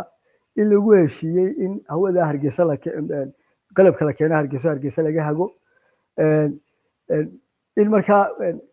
barnaamijkaas uu socdo oo guddidaas ay kasoo shaqeyso qaabka qalabka hargeysa loo keenayo iyo waxa inkaas ayay yidhahdeen waan kusoo heshiinay intaas iyadoo socota oo aan waxba dhammaystirmin ayaa waxaynu maqalnay idaacadaha ka maqalnay hawadii soomaaliya lagu wareejiyey waxaanu aragnay madaxdeeni iyo qeylinayso leh waxba laguma wareejin wixii aanu ku heshinay waxaa mu ahayn ya wixii aanu ku heshinay waxaa mu ahayn ya eg waa foolxumada iyo khaladaadka madaxda somaliland ay gelayso waxaad moodaa inay yihiin waxaan weligood maamul arkin ama administration arkin madaxda somaliland war nin baad la hadashay waxbaad tiri waynu ka wada hadlaynaa wixii haddii lagu yaa mayaad ka daba qelisid ba maxaad marka hore kala hadlaysay wixii aad kala hadashay muxuu ahaa maxaad kula heshiisay ya qaabkeed u martay waxan ya halkaa dee dabcan waxa ku leh madaxda somaliland baa khaladka ku leh oo inay ka daba qeylqeyliyaan oo yidhahdaan hawada laguma wareejin kara bay yidhahdaan mogti waayo wixii aan ku heshinay way ka baxeen soomaaliya maxaad kula heshiisay oo wixii lixdankii nagu dhacay mogti waa khaladkii lixdankii nagu dhacay 1960 waxaa nagu dhacay waxaan waxba ahayn oon dad ahayn ayaynu nihi kaale waxbaanu wada qoranaynaa qoraalkii oo socda ayuu bay Soomaaliya dowladnimadii iyo Somaliland waan loo wareegnay annaga xukunna dalkii waa lixdankii waxay wax walba sharci u noqon waayeen lixdankii ee loo waayay midnimo sharci waxa loo waayay wixii gacanta lagu hayo ayuu bay yiraahdeen waan xukunnaaba kana waxa soo noqday khalidkii lixdankii halkan madaxdeena way carartay waxay la soo qoratay waxaan doonayaa inaan dadka u sharaxo horta kelmadda la yiraahdo heshiis markaynu nahay dowlad ama dowladuhu si heshiiska u galaan wuxuu leeyahay dastuurkan waxa ku yaala sharci qaab sharci loo galo heshiiska waxa ku yaala heshiis kasta dastuurka dalka waxa ku yaala heshiis kasta oo xukuumaddu soo gasho waxa la keenayaa baarlamaanka eegaya wuxuu waafajinayaa qodobada dastuurka jamhuuriyadda Soomaaliland haddaanu waafaqsanayn dan wahayn uu kansal gareynaya hadduu waafaqsan yahay dan yahay uu ansixinaya horta heshiis marka dowladdu soo gasho waxa la keenaa baarlamaanka sida aan sheegay Soomaaliland waynu joognaa idinkuna waad ka wareysaan qolada dibadaha joogta heshiis hawadeed oo intay soo gashay Soomaaliland oo ila soo gashay Soomaaliya oo baarlamaanka Soomaaliland inta la keenay ama la ansixiyay ama la diiday oo sharci noqday horta ma jiro ma hayna anagu ka baarlamaankana ma yaalo ya waa markaynu ka hadlayno heshiis waayo ma hayna inuu hadalno sidii ardayro ibtidaa'iya moogtahay dad waaweyn baynu nahay waaynu eegno waxa waaqica ka jira dalka waaynu eegno maxaa xitaa wax suurtagal ah iyo waxa suurtagal baahayn waxaan socday maanta inagu socdaa oo waxaan aqliga dadka ba gelin moogtahay markay dowlad heshiis soo gasho ama dowladuhu heshiis ma galaan sharciga yaala waxa weeye heshiiska ay soo gasho xukuumadda somaliland waxay keenaysaa baarlamanku wuu eegayaa wuxuu eegayaa qaab dastuur buu eegayaa wuxuu eegayaa qaabka sharciga uu leeyahay deeto baarlamankaa markaa ansixinaya ama diidaya inaku waxaynu wada ognahay waynu ka wada dheregsanahay heshiis hawo oo intay soo gashay xukuumadda somaliland la keenay baarlamanka somaliland oo ama diiday ama uu ansixiyey horta ma jiro wasiiradeena hawadu waxay badanaa yidhaahdaan in la isla maamulo iyo in manaafacaadka la wadaago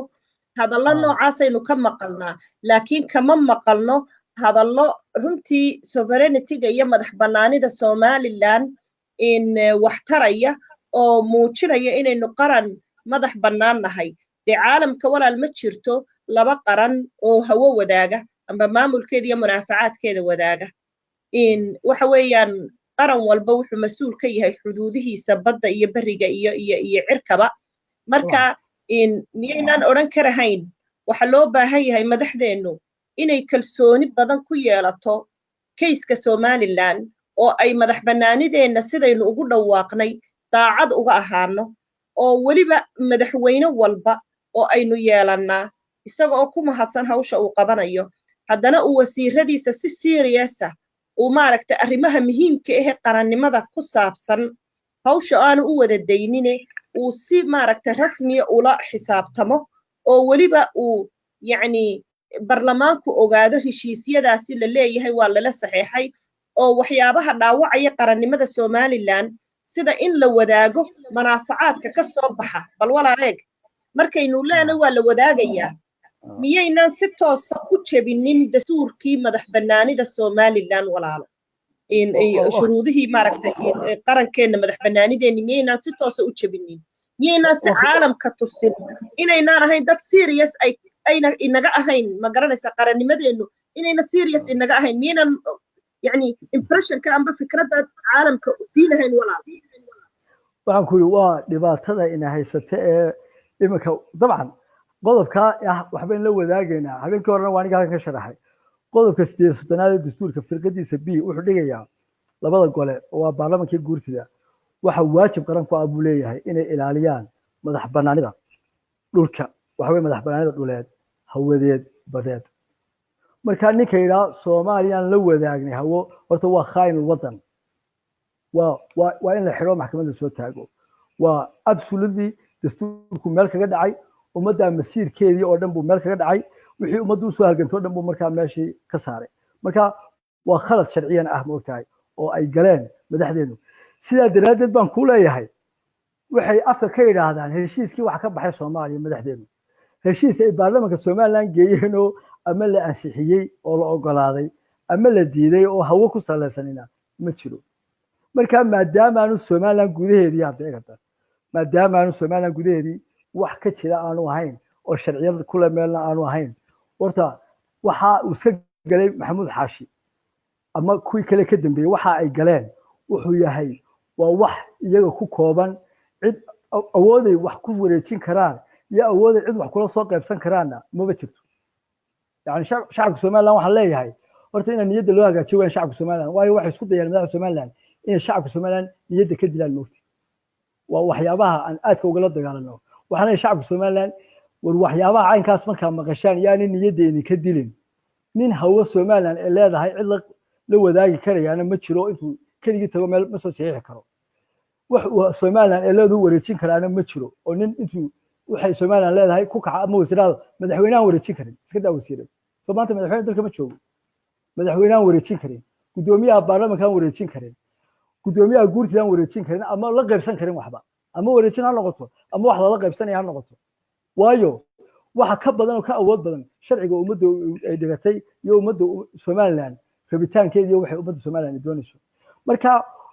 shacabka somaliland yaan niyadda laga dilin maskaxdan yaan lagaga ciyaarin oo la niyad jibinin wax ay somaliland ay leedahay oo horta cid ku tagrifalay imka baalkii ninkan duulista hawada maxamuud xaashi waxa la yiraahdo awood leeyahay yaa awood u siiyay inuu ka hadlo hawada somaliland inuu kula shargareeyo soomaaliya xagu ka keenay awoodda yaa siiyay sharciga dhigayo inuu mawduuca inkaas kaba hadli karo waa kee ya marka waxa weeye waa ninka khaayinka ahe doonaya inuu qarannimadii iyo madaxbannaanida Soomaaliland dhaawac u geysto inaga oon qof shakhsiya ku xadgudbin walaalo oo qof shakhsiya maaragtay mas-uuliyadda oo dhan wada saarin haddana in shakhsi walbana karaamadiisa u dhowrayna madaxdeena sharafta lana aad u wada ixtiraamayna laakiin waxaynu tusaale ka siinaynaa oo aynu ka hadlaynaa waxa weeyaan xaqiiqo ah walaalo inuu jiro dadaal ay xamar samaynayso oo ay leedahay qalab bana lagu wareejiyey ma garanaysaa marka waxa inaga laynaga rabaa sidii dadaal kale oo maaragtay bilcakisa lagaga hortegi lahaa oo markaas mas-uuliyaddaana aan keligeed runtii wasiir keliya xitaa loo daynin waayo mas-uuliyad aad u weyn oo madaxweynihii iyo baarlamaankiiba inay hawshaan la socdaan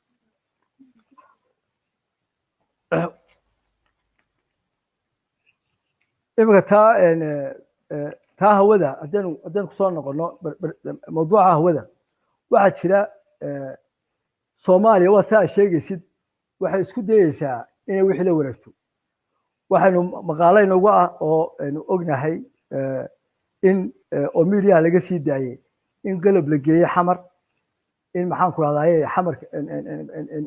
loo wareejinayo hagistii in lagu wareejiyey hawadii Soomaaliya waa waxyaabaha aynu ka maqalnay miidiyaha laakiin imika waxaynu ka soo sheekeynay 10 daqiiqo ka hor waxaynu ka soo sheekeynay in sharciyadii badda lahaansheedii maamulkeedii oo xasan sheekh gudbisay 2014 ya waxaa ka hor waynu ka soo sheekeynay soo maahan in xasan sheekh gudbistay sharciyadii badda ee Somaliland oo Soomaaliya ku xiriirinayo iyo maamulkeedii iyo la wareegitaankeedii markii mawduucaasi soo baxay UN-ka waa laga hakiyey waxaanu halkan ku soo sheegnay ku cadeynay inuu madaxweynaha Jamhuuriyadda Somaliland Axmed Siiraayo oo warqad sharciya u qoray Secretary Generalka oo uu leeyahay waxa wax ka soconaya ma jiro mana ogolin mana aqbalayna waxa soo kale markay noqoto hadaba hawada ama lagu wareejiyo ama yaa lagu wareejinin waxa horta muhiim ah oo yani maanta xukuumadda Somaliland la gudban waxa weeye hawadeedii Somaliland horta marka hore iyada Somaliland xaq u leh inay hawadeedii la soo wareegto marka inay horta yani toos u gashoba processkii hawadeeda Somaliland la soo wareegitaankeedii ayaa horta xukuumadda hortaala wax aliyaalo wax ka hor jooga maanta in Somaliland sida hawadeeda la soo wareegi lahayd ay ka shaqeyso ma jiraan anigoo raacaya saddex qodob imika taa badda ee uu gudbistay xasan sheekh wuxuu ku gudbistay waxa yiraahdo Republic of Somalia Somaliland iyo Soomaaliya 60kii wuxuu isku yimaaday waxa Somalia Republic waxa uu maanta madaxweyne Axmed Maxamuud Siiraayo u diiday waxa la yiraahdo Republic of Somalia in la badii lagu qaato sayda okay haddii hawadii noqoto oo yiraahdaan waxaan rabnaa inaan la wareegno maxaa magacay kula wareegayaan muxuu noqonayaa wuxuu noqonayaa Somali Republic ma noqonayo wuxuu noqonayaa waa Republic of Somalia waayo bar walba iyagu laftoodu waxay ku noqonayaan sharciyadii 60kii Soomaaliya lafteedu marka waxay ku noqonaysaa sharciyadii 60kii ee Somaliland ay kula shuraakada ahayd bay kula noqonaysaa sida khaldan loo turjumay sida khaldan loo dhigay marka waa Republic of Somalia marka horta waxa naga filan qoraalka uu qoray maanta si haddii jirto taawadu waayo anigu ma hayo meel sharciyad qaab sharciyadu qoran ee ka soo baxday oo maamulkii hawada lagu wareejiyay waayo hawada laga hadlaya waa tasare tan hoose Somaliland way xukuntaayo tower bay leedahay oo towerkeedan way ka xukuntaa ta localka laakiin waa internationalka waxa la isku hayo waa tii airspace-ka waa internationalki weeyaan marka waa ta cashuurta badanna ay ka soo xarooto waa ta xuduudaha adduunkana kala qaybisa marka waa barnaamij aad u ballaaran oo markay cidid la wareegayso dowladda la wareegaysa ay tahay dowlad dhammaan shuruucdii dowladnimo dhan inay u dhamaystirnaato ay tahay marka wax sahlan horta ma aha moogta arrinka caynkaas oo kale ah haddii xitaa muran ka daba yimaado oo kale waxay noqonaysaa wax dhib ku keenaya hay-addii account oo haddii Somaliland Soomaaliya wax lagu wareejiyay haddii muran ka daba keento culus account kama baxayso muranka oo dib weyn bay ku keenaysaa hay'adda sumcadda hay'addaasna hoos bay u dhacaysaa waayo waxa weeye dal sovereign state ah oo madax bannaan oo loo ogyahay inuu madax bannaan yahay sharciyad madax bannaani haysta inay hawadeeda tiraa cid baan ku wareejiyey horta ICAO baa dembiga weyn bay keenaysaa horta kiiska weyn iyadu ku dhacaya marka anigu waxaan qabaa qolada ICAO aad bay isku ilaaliyaan xaggaas waxay og yihiin waxa kaga iman kara hadhow tole marka horta ma hayno weli manaynaan arkin barnaamij sharciyeed oo dhammaystiran oo hawo Soomaaliland hawo ay leedahay lagu wareejiyey Soomaaliya horta sharciga ma hayno taas waa mid laakiin waxaan midiyaha ka maqalnay ama kontiinarada meesha geeyeen iyo qalabkii ka dejiyeen inuu aragnay oo TV-da aynu ka daawanay qalabkii lagu hageeyay bay yiraahdaan ayaana loo keenay marka anu waxaan oran lahaa inaan ku mashquulin Soomaalida wax lagu wareejiyay laakiin aan ku mashquulno rabalka Soomaaliland hawadeedii seen uga soo noqonaa ICAO meesha taalo waa taa laakiin ma taalo Soomaaliya lagu wareejiyay maxaan ka yeelaynaa waxaad ka yeelaysaa weeye caawa qoro sharciyadaadii iyo dowladnimadaadii hawadaadii processkeedii gal caawa iyo qaabka loo soo wareegi lahayd yani waxa la yaab leh nin baa halkan xadka ayaa wuxuu soo qaaday niman tuug ah moogtay waa tagsiile markuu qoladii tuugtee soo qaaday ayaa wuxuu ka baqay baastoladiisa taan wuxuu ka baqay inuu yiraahdo wadee inuu markuu dego wuxuu sidoo cid ugu horeysay toganayaan adigu noqonaya dadka markuu controlkii yimid ayaa biliiskii controlka ayuu ku warna qabta markaasay askartii agtay moogtay warda naqabta ya naqabta markaasaa gaarigii ka soo dega moogtay askartii dib ay u baxday iminka waxaad moodaa madaxdeenu ama sida barnaamijku u socdo waxaad moodaa in ay la shaqeynayaan Soomaaliya moogtay oo ay leeyihiin naqabta ya oo ay u salaxayaan wax kasta oo Soomaaliya wax ku heliso maxaa dawladda baynu noo madaxweyne leenahay waxaan leenahay sharciga baarlamaanka baynu leenahay oo dal waxaan ku doodeynaa dal madax bannaan baynu nahay maxaa keenay in Soomaaliya daawanayo wax lagu wareejinayo wasaaradii waxaan ku shaqada lahaa hay'adii waxaan qaabilsanaa muxuu qabanayaa madaxweynihii ya marka anigu waxaan arkayaa inay gacan siinayaan Soomaaliya war naqabta ya waxaad moodaa inay u salaxayaan waayo markuu ninku kula isagoo wasiirkii ah kii madaxweynaha meesha jooga hay'adii ay khuseysay aviation ko meesha jooga waa la wareegay hawada Soomaaliya lagu wareejiyay lama wareegi karaan leenahay waa been cad weeyaan taas waa naqabta ya marka ma Soomaali bay leeyihiin naqabta marka shacabka khiyaameynaya Soomaaliland waxa ay madaxda Soomaaliland ma oran karnaa waxa aad uga maqan saaxadda siyaasadda doorkii laga rabay baarlamaanka Somaliland inuu ka ciyaaro mas'aladaha iyo arrimaha masiiriga ah haddii aynu weliba eedda wada saarayno labada dhinacba dhinacinayna xukuumaddu marar badan arrimo masiiriya baarlamaanka ayna soo hordhigin oo ayna taladooda iyo inay u codeeyaan iyo inay la socdaan iyo inay talo ka geystaan midna runtii ayna xukuumadihii kala duwanaa weliba inagoon xukuumad gaara mas-uuliyaddaas keliya ku eekaysiinahayn inay dhinacna xukuumaduhu mas-uul ka yihiin inayna baarlamaanka ka dhigin inay involve uu ku noqdo amba uu qayb ka noqdo go'aamada muhiimka ah ee masiiriga ah ee Somaliland madaxdeedu intay saxeexdo qarankan maaragtay aad moodin hoosta laga soo geliyay marna aynu weliba dhinaca kalena baarlamaanka laftigiisu uu mas-uul ka yahay inaanu u yeedhin marka uu arko inay madaxdeenu ku jirto maaragtay go'aamo iyo magaranaysaa saxeexiyo dee muhiim oo masiiriya inaan loo yeedhin oo la odhanin bal arrintaa noo soo bandhiga aanu maaragtay codkayaga ka dhiibanay inagoo mas-uuliyaddaasi amba eeddaa wada saarayna labada dhinacba baarlamaanka iyo xukuumadihii kala duwanaaba ma odhan karnaa doorkii sharciyadda ayaa runtii aad inooga maqan horta ilaahay khayr ha ku siiyo waayo waxaad asiibtay mawadiicdaynu ka hadlaynay habeenadoo dhan horta waxaa mawadiic sharciyadeed buu ahaa moogta waa runtaa iminka baarlamanku waa sharci dejintii dalka waxaa idhaha magacooda sharci dejintii dalka xukuumaddu waa fulintii maxkamadda sare iyaduna waxa weeye waa maxkamaddii sare ee dalka waa qaybtii shuruucda iyaduna qaabilsaneed maanta baarlamanka waxaa waajib ku ah sida aad sheegaysid tallaabo kastay xukuumaddu qaado ama heshiis ha gasho ama cid ha la kulanto waxa waajib ku ah baarlamanka waxayd inuu daba socdo oo uu yidhaahdo kana wixii aad ka soo hadasheen ama mawduucaad ka hadlaysaan waa maxay waxa waajib ku ah maanta markuu baarlamanku maqlo iminka hadaladaynu maqlayne hawadii somaliland baa la wareejiyo soomaaliya lagu wareejiyey dee baarlamanku ma maqlaya waxa waajib ku ah baarlamanka inuu u yeedho hay-adaha khuseeya oo ku yidhaahdo waxa maanta halkaa ina dhigay aad u shaqayn lahaaday waa maxay waxa waajib ku ah baarlamanka inuu u diyaargareeyo guddi sharciyeed buu leeyahay baarlamanku guddida sharciyeed ee baarlamanku ayaa waajib ku ah waa shaqadii baarlamanka markaa taasi sida aad sheegaysid 100% meesha way ka baxday baarlamanku ma shaqaynayo qaabkii sharciyeed iyo qaabkii dowladda la xisaabtami lahaa haybkeedii ma hayo waayo wallahi inaan maqlayn hadduu baarlamanku maanta shaqaynayo ma inaan maqlayn hawo Soomaaliya iyo Somaliland baa lagu murmay ma inaan maqlayn heshiis hawadeed baa la gaaray waxa ma inaan maqlayn taas waa mid waa talabaad waxa jirta waxa xukuumaddu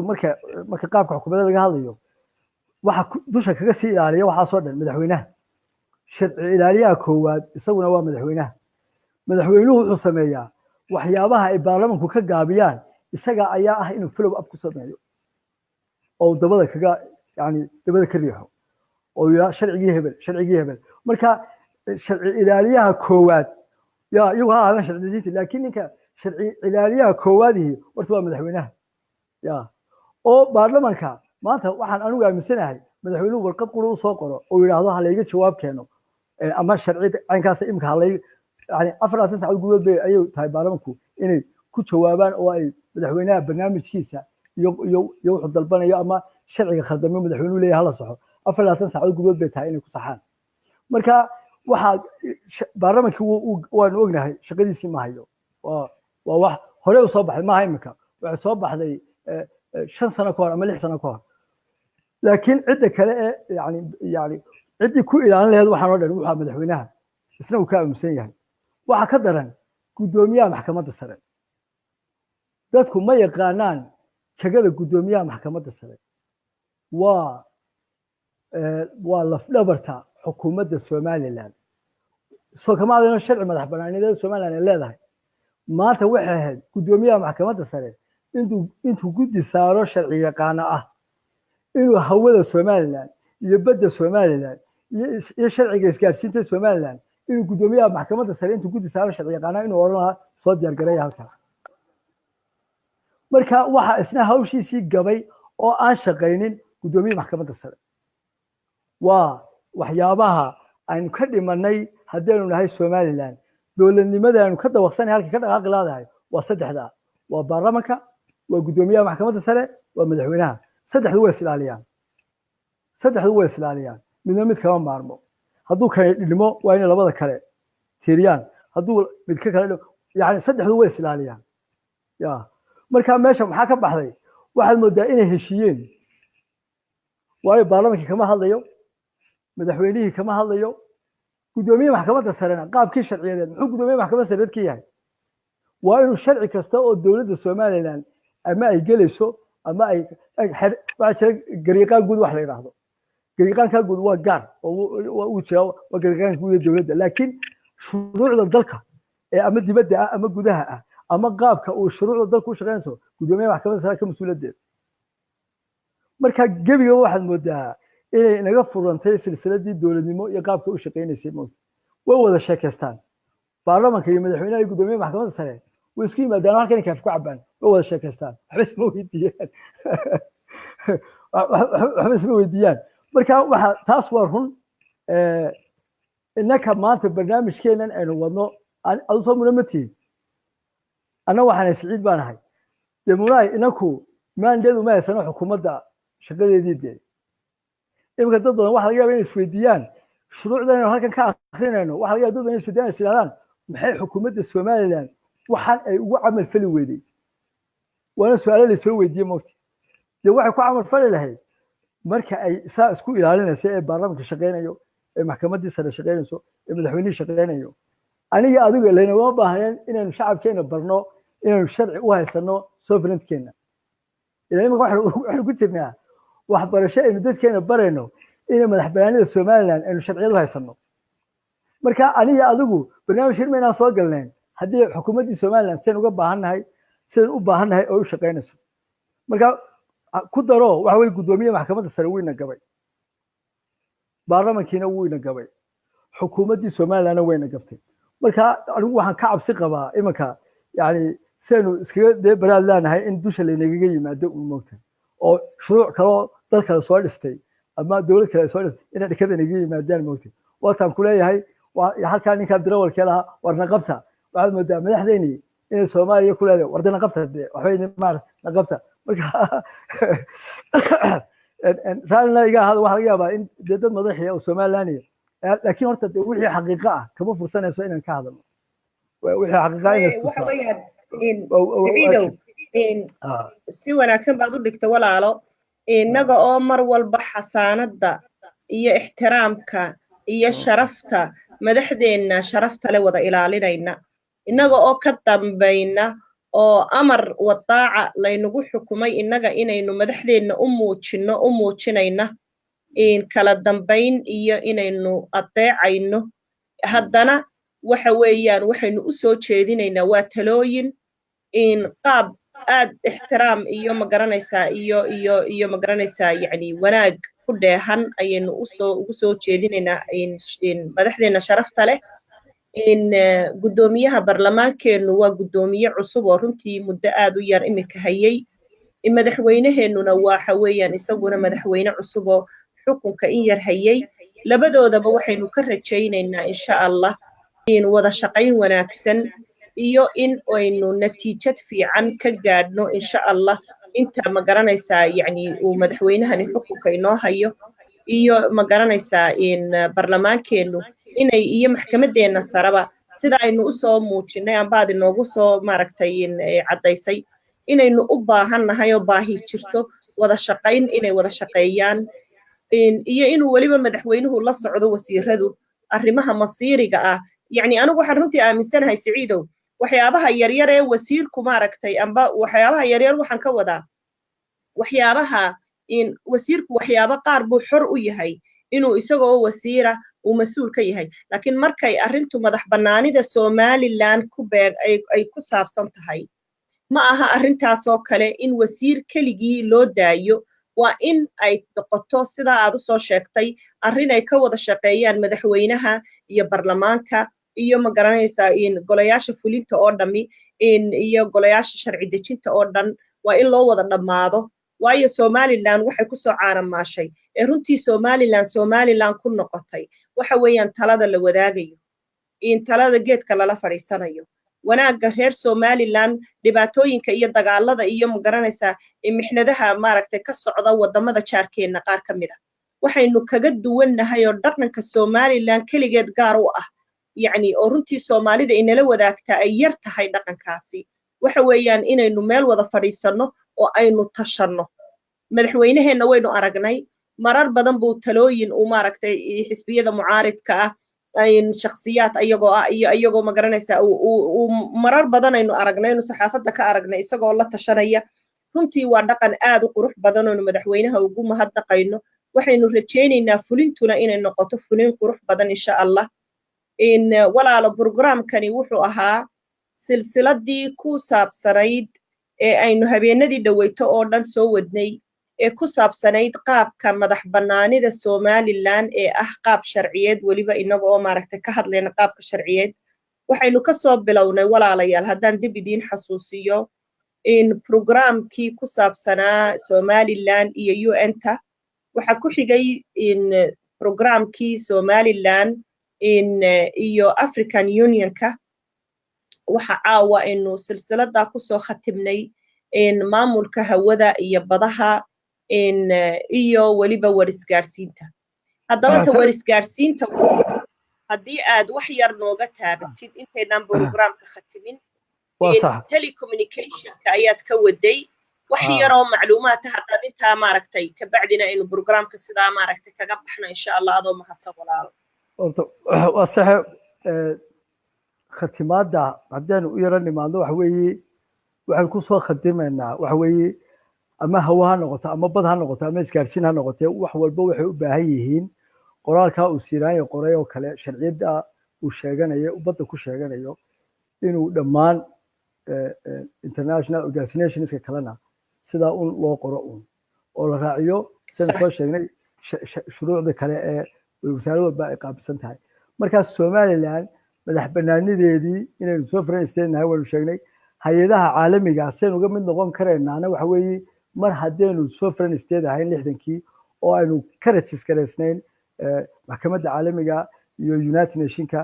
international organizationskana registerkeena uu yaallo waxa weeye hay-adaha caalamiga ah waynu ka mid noqon karnaa ictiraaf kuma xidhna yaad ahaydeen waxay ku xidhan tahay waxaan ahaa republic of somaliland 26 june independence qaatay sovereign state ah registerna ah lambarka serial lambarka feelka madax banaanidana la raaciyo document kasta oo la gudbinayo oo waayo hay-ad kastaba waa inuu la socdo iminka markaad qofka ilmuhu markuu dhasho waxaa loo sameeyaa waraaqaha dhalashadiisa deeto maalintuu qaan gaadho dee ma idhaahdo iminka jinsiyadiisi iyo iminkaan dhashay laakiin waxaa loo soo saaraa feelkiisii dhalashada soo maa oo lagu siiyaa waraaqihiisa aqoonsiga ama ID ha noqoto ama baasaboor ha noqoto waxa weye dalku markuu noqdo dal maalintuu madax banaani helo waa maalintuu dhashay horta marka waxaynu leenahay wixii la odhan jiray bidaaqa cayliya oo kale yani family sheetkii ayay dadkeenu yidhaha moogtahay waa warqadii dhalashada warqadda dhalashada waxaa lagu geenayaa immigrationka ama wasaaradda arrimaha gudaha hay-adda qaabilsan deeto maalintaad qaan gaadhid dee waxaa tahay maantaad dhalatay soo odhan maysid waxaan ahay muna daahir baan ahay taariikhdan dhashay waa kaa dhakhtarkan ku dhashay waa kaa waxaan u baahanahay waraaqeyn marka waxaa lagu baarayaa feelkaaga dhalashada waxa lagugu siinayaa waraaqahan ama ha noqoto bidaaqadaadii ha noqoto ama ha noqoto baasaboorkii waxa weeye waa feelkaagii dhalashada lagu soo saaray soo maha markaynu leenahay markaa somaliland waxay dal soo faran isteeda waxa inoo yaala feelkeenii dhalashada way hayaan dhammaan international organizationskaasi ama hawo ha noqoto ama bad ha noqoto ama isgaarsiin ha noqoto waxaa laynooga baahan yahay inaynu xusno aynu idhaahno hana la siiyo feelkaygii dhalashada hana lagu siiyo maanta waxaanu nahay dowlad baanu noqonay waxaygii baanu doonaya inaanu maamulano markaa feelkaygii dhalashada hana loo soo saaro hana lagu siiyo inaan ku shaqeyno oon kaga mid noqono international organizationskii horta taynu kusoo gunaanadaan kusoo khatimaynaa waa taa waayo waxaynu kasoo sheekeynay inaynu dal madax banaan nahay waxaynu kasoo sheekeynay inaynu qaabkan madax banaanida u qaadanay heshiiskeen la galay ingiriiska wixii o dhan marka taynu kusoo khatimayna waxa qaabkeen uga mid noqonayna waxa weeye dhalashada aynu kasoo sheekeynay inaynu dhalanay 26 June feerkii dhalashadeena yaala dhammaan international organizationska marka taasi iyadu waa sida shacabka Soomaaliya waxaan doonayaa inay u fahmaan inaan accountna ictiraaf inaga xidhnayn hawadeeni iyo maamulkeedii hay-adda baddana ilaahay caafimaad ha siiyo axmed maxamuud siiraayo waa kaa qoray iyaduna uma baahna ictiraaf oo intaasaa tusaale inoogu filan maanta isgaarsiintuna waa lamid markaa tee isgaarsiinta haddaynu gudagalno horta waxaa jira waxa weeye qaabka dowladu dhisan yihiin waxa weeye waa xogo qarsoon bay dowladu ku dhisan yihiin oo dadka inta badan macluumaad kama hayaan marka waxaa laga yaabaa marka qofka macluumaad uga sheegtid dowladaha qaarkood waxaa laga yaabaa inuu kaa qaadan waayo imika waxaa jirta isgaarsiinta markay noqoto isgaarsiinta waxaynu ka mid noqonay 1947 iyadana imika waxaynu sheegnay 55kii tan badda inaynu kasii mid noqonay hawadana 39kii baabay ahayd tanna waxa weeye 1947 oo 47kii ayay somaliland kasii mid noqotay oo ay ahayd kusuge xubin buuxda inay noqoto 26 June waxa weeye waa 47kii 1947kii somaliland waxa markaa loo dhisayay markaa shuruucdii markaa isgaarsiinta shuruucda isgaarsiinta maxaa ka mid ah code countryga ka mid ah oo waa number 1 code countryga waxa weeye waa miftaaxii dalku lahaa waa furihii waxaa ka mid ah hirarka mawjadaha oo watan ku sheegayan ku lahaa mawjadaha iyo hirarka ayaa iyaduna jira waxaa ka mid ah maxaan ku raadayay keebilada imka badda la dhigaya ee imka la leeyahay badda la dhigaya waa ka mid marka markaynu nahay Republic of Somaliland markaynu waa sidoo kale iyada markaynu qaadanay madax banaanideennii waxaynu sii haysanay miftaaxii code countrygeenu waynu sii haysanay oo waa la sii sameeyey waayo wax sharcina lama sameynayo maalinta qaatid xorriyadda sharci walba waxa lagu sameynayaa sanad ka hor oo waayo dowladaha boroseskaasi marayaan markaan aan leenahay waxaan ka sii mid ahayn ITU oo hay'adda isgaarsiinta caalamiga waxaan sugeynay membarnimo full member inaan noqono aynu ku sugeynay marka waan ku sii jirnay marka maxaa laynoo sii dhammaystiray dhammaan shuruucdii waxaa layna sii siiyey furaheennii waxaa layna sii siiyey hirarkii oo dhan iyo mawjadihii ama idaacad ha noqoto ama internet ha noqoto adu waxa wixii warlalis ahaay oo dhan furayaal bay leeyihiin waa layna siiyey okay Somaliland code countrygeedu Republic of Somaliland markaynu nahay code countrygeedu waa 252 maanta haddaad geshid ITU oo hay'adda caalamiga ku dhufatid oo tiraad code countryga Somaliland kuma soo saaraysaa wax ku soo saaraysaa code countryga Soomaaliya 252 bay ku soo saaraysaa oo ah code countryga Soomaaliya sidaynu inagu Somaliland haddaynu nahay aynu ku lahayn 252 code countryga 252 inagu saynu ku lahayn waxaanu ku lahayn waxa weeye Soomaaliyana way u qorneed Somalilandna way u qorneed Soomaaliya way u qorneedo waa 292 oo waxa weeye furaheedu 292 oo labada Eritrea iyo Soomaaliya waxa ay Talyaani Eritrea waa 291 imika caawa haddaad geshid code countryga Eritrea waa 291 292na waa Soomaaliya wuu xiran yahay lama furin waxaan tusaale soo qaadanayaa Tanganyika iyo Zanzibar waa Tanzania la isku yiraahdo imika waa laba dal xorriyad bay kala qaateen tana waxay qaatay 63kii tana waxay qaatay 61kii labada dal waxay kala lahayn laba country bay kala lahaayeen waxa la qaatay kii Zanzibar waa la iska dhigay waxa la qaatay ilaan way midoobeen Soomaa waxa la qaatay kii Tanganyika marka code countrygi Zanzibar oo dal madax bannaan oo sovereign state ah code countrygeedu wuu xiran yahay waxa weeye waa 256 waxaan maleeyahay 6 inuu ahaa kalena waa 7 waa 257 baashi caruushana marka laba dal markay isku yimaadaan hal dal unbaa koodkiisa la isticmaalaya in labadooda kood lama wada isticmaalayeen marka Soomaaliya imika ku qoran waa sax laakiin markay ay sharci noqoto markay noqoto inaynu hay'addii ITU la xidhiidhno 252 Republic of Somaliland buu u registreysan yahay oo loo registreyay 1947 marka waxa weeye waxay dadku fahmi karaan maalinta qaab sharci lagu doonto waxa lagu soo siinaya waayo haddii muran yimaado oo la isku qabto code countryga oo inankii Soomaaliya isku qabano defelkii waa la soo saaraya oo imika saan idin sheegayo Tanganyika iyo Zanzibar laba code country bay kala lahaayeen hal code bay laakiin isku raaceen kii waxa la isku raacay Tanganyika ayaa la isku raacay marka Somaliland iyo Soomaaliya laba code country bay kala lahaayeen laakiin waxa la isku soo raacay kii Republic of Somaliland oo waa 252 marka qaabkeenu la soo noqonaynaa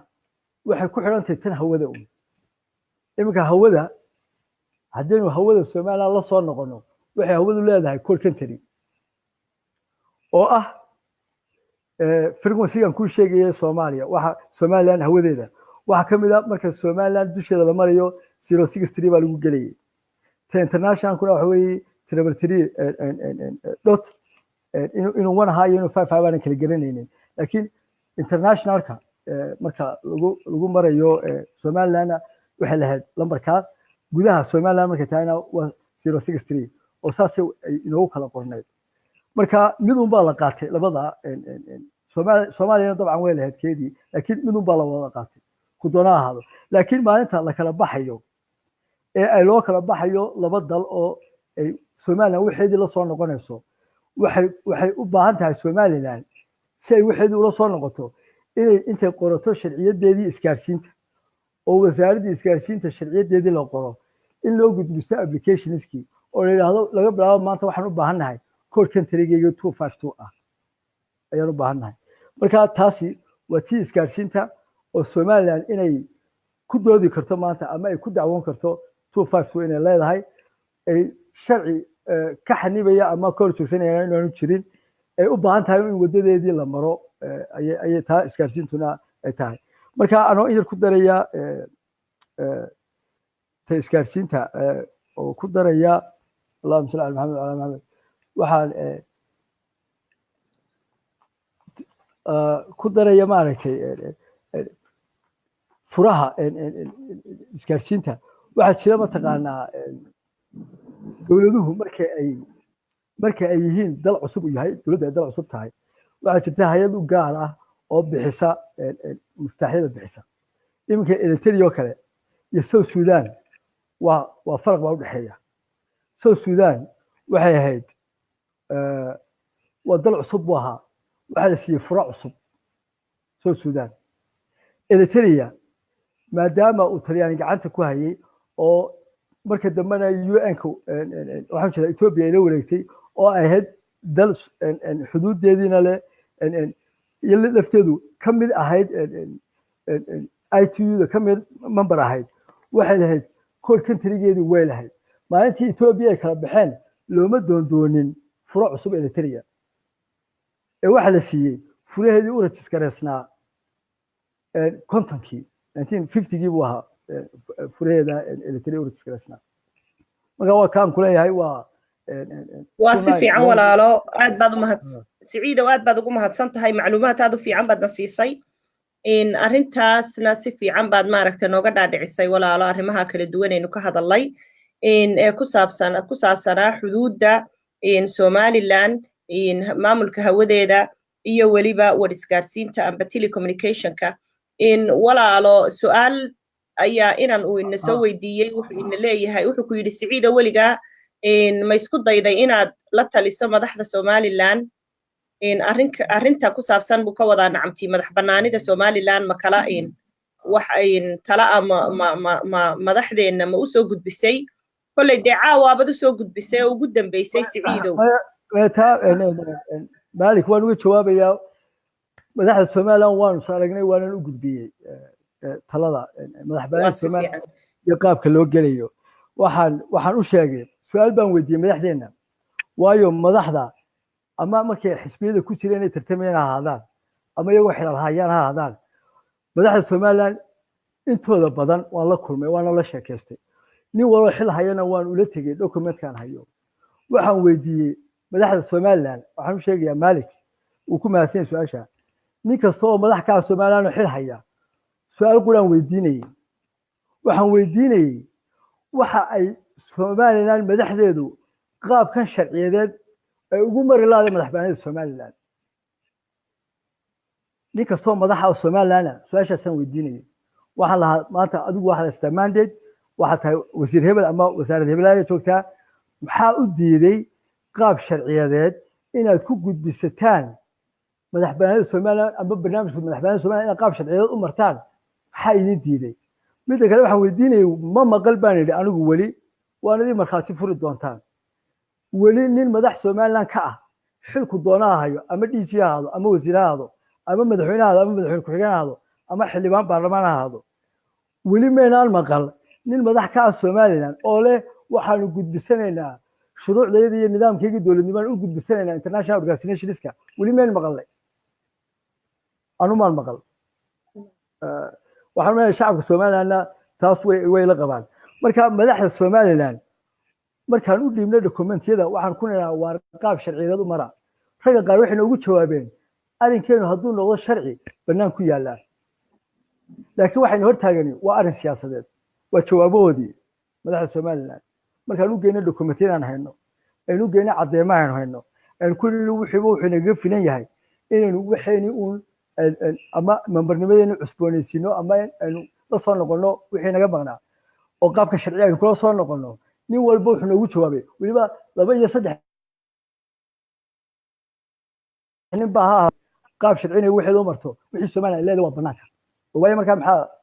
aad uga leexanaysaa maya waxay hortaagan wuxuu yiraahdaa waa qaab siyaasadeed saasay igu jawaabeen madaxdii Somaliland ee aan la kulmay ee aan u geeyay dokumentiyada marka waxaan ku yiri adduunka ma shaqeeyo siyaasadda ma shaqeeysa waxa shaqeeya sharci siyaasadana waxa hogaamisa waa sharci marka fikirkaagaas waa fikir khaldan qaab siyaasadeed bayna hortaagan qaab sharciyeedna ma hortaagna waxaan ku yiri kulamo qabo rag qaaran soo aragnay waxaan ku yiri qaabka siyaasadda waxa hogaamiya sharciga marka waan la kulannay waan u gudbinay dokumentiyadaan haynay sharcigii waa halkaas u bannaan ku yaallaa bay yidhahdeen laakiin qaab sharciyeed maaha arrinkii waxa weye qaab siyaasadeed baa laynoo hortaagan yahay marka aanu ma garan karo qaabkaas siyaasadda sheegaya laakiin waan la kulmay waanan u gudbiyey in kulanno joogtaana waa yeelan doontaan waana halkanna waanu uga soo gudbinaynaa haddii aynu nahay ururka SBA talooyinka iyo magaranaysaa wada shaqayntaaba insha allah anagoo aad ugu mahadnaqayna